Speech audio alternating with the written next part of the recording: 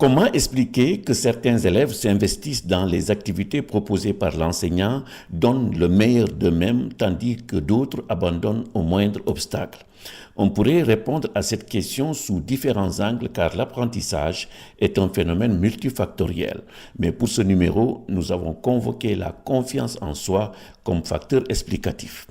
Sous des appellations assez variées, précise Benoît Galland, la confiance en soi est un élément commun à la quasi-totalité des théories actuelles de la motivation. Sentiment de compétence, compétence perçue, concept de soi, estime de soi, contrôle perçu, attente de succès, sentiment d'efficacité personnelle.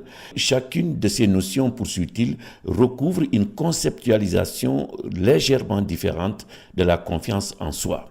Il explique que l'idée centrale commune à ces notions est que la confiance d'un individu en sa capacité à réaliser une tâche donnée détermine en partie la façon dont il va faire face à cette tâche et le niveau de performance qu'il va effectivement atteindre pour peu que celle-ci dépende au moins en partie des actions de l'individu. En tout cas, de nombreuses recherches ont pu montrer que la confiance en ses capacités d'apprentissage avait toute une série de conséquences positives. Nombre d'études montrent également que les apprenants s'investissent rarement dans une activité qu'ils ne s'estiment pas en mesure de réaliser.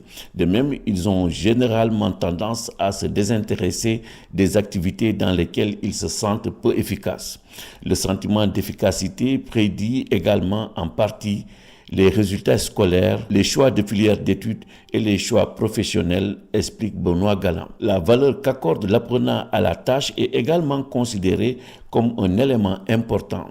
Explication, même avec un sentiment d'efficacité élevé, un apprenant peut décider de ne pas s'investir dans une tâche qu'il estime sans valeur. Selon Albert Bandura, le sentiment d'efficacité personnelle provient de 4 sources d'information: les expériences actives de maîtrise, les expériences vicariantes, la persuasion verbale et les états physiologiques et émotionnels. Benoît Galland souligne que les recherches indiquent clairement que la confiance en soi n'est pas donnée une fois pour toutes, mais se construit à travers des activités d'apprentissage et les dispositifs mis en place par l'enseignant.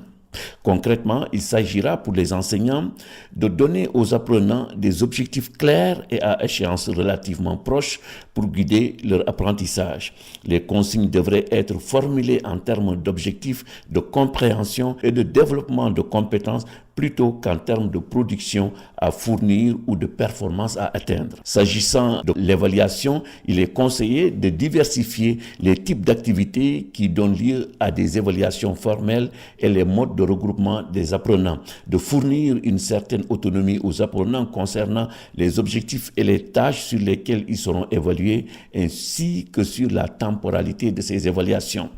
C'est dire une fois encore que le rôle de l'enseignant est plus que central dans la réussite scolaire des élèves.